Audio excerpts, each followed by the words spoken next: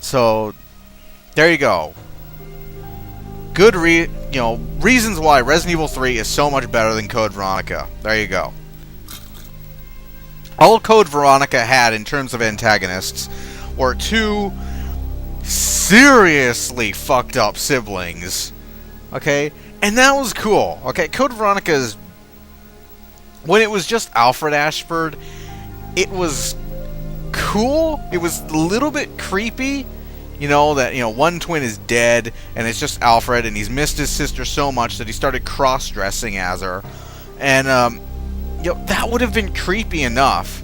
But when they brought in Alexia, they more or less ruined the whole thing that they had been working on and building up during the whole first half of Code Veronica, because Alexia is just this cliched, British-accented, stereotypical villain who loves to, for no reason whatsoever, flip television screens on, laugh maniacally into it, and then turn it off.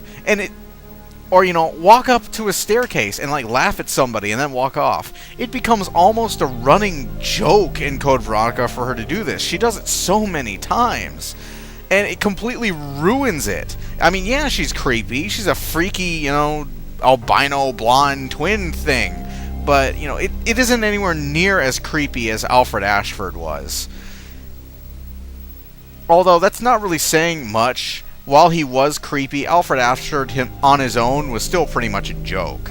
I mean, the man could not shoot straight. At all. He couldn't shoot straight.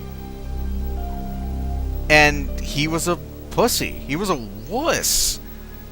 I mean, Steve kicked his ass. I mean, come on. The only real main antagonist in Code Veronica is Wesker, but that one really isn't exclusive to Code Veronica, so I'm not sure if that one actually counts. In terms of a villain for a single entry in the game, I would be willing to say Nemesis was way better of an antagonist than Birkin was any time. Simply because Birkin was just more of this creature. He was just more of this scientist that injected him with this virus, and after that, he's just a mole person thing with an eyeball in his shoulder. I don't know. He's a zombie, more or less. He's a big, constantly mutating zombie. And, he's more of a stronger enemy, in terms, he's not really his own character. He's just sort of this creature that you occasionally have to fuck with in order to proceed through the game.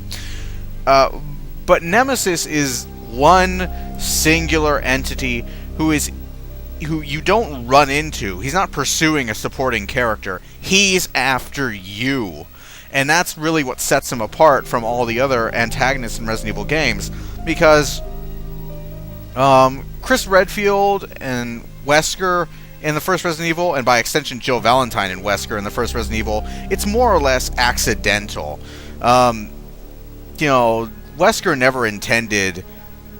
he wasn't doing this to kill them. He was just doing it to, so they would fight these monsters and he could get this information and sell it off and get rich.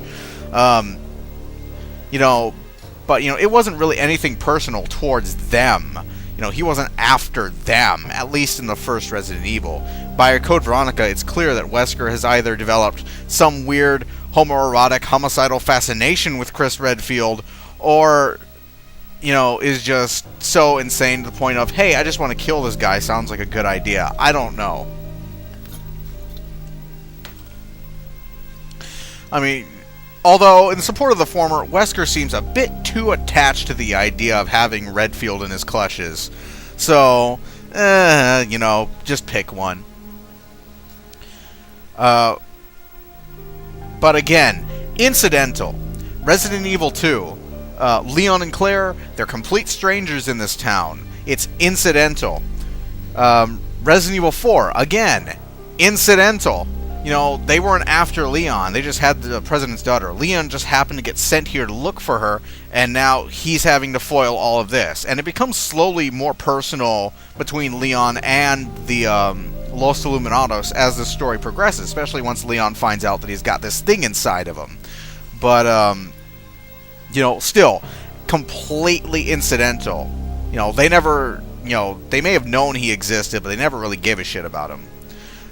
Resident Evil 5, once again, it's personal, but, you know, it's Wesker. He's more of a series villain. Resident Evil 3, this one is after you, and I've said that like 4 or 5 times now, but it bears repeating, because Nemesis is such an awesome bad guy, and he scares the shit out of me. And that's something that a lot of video game antagonists simply don't do, because I've grown up, well, not grown up playing, but I've gotten used to playing games like Gears of War, and Halo, and Oblivion, and Mass Effect, and Saints Row. And if something, you know, comes to kill me, I generally just bullet hose it and then, you know, teabag it and desecrate its corpse. But, you know, you're not going to be able to do that with Nemesis. And they don't really make antagonists this scary anymore in games. They just don't. I mean, even in Metal Gear Solid, where you pretty much had to be deathly afraid of everything, because if you got seen, you were dead, you know, you still didn't, you know, feel this level of anxiety as when the music suddenly stops and you start hearing these heavy footfalls and you're like, oh shit, he's in here. You know, and when he goes after you, he goes after you too. But I've been talking long enough. I've been rambling on. I'm really sorry about that. I'm going to render this really quick and I'll be right back. So, see you in a minute.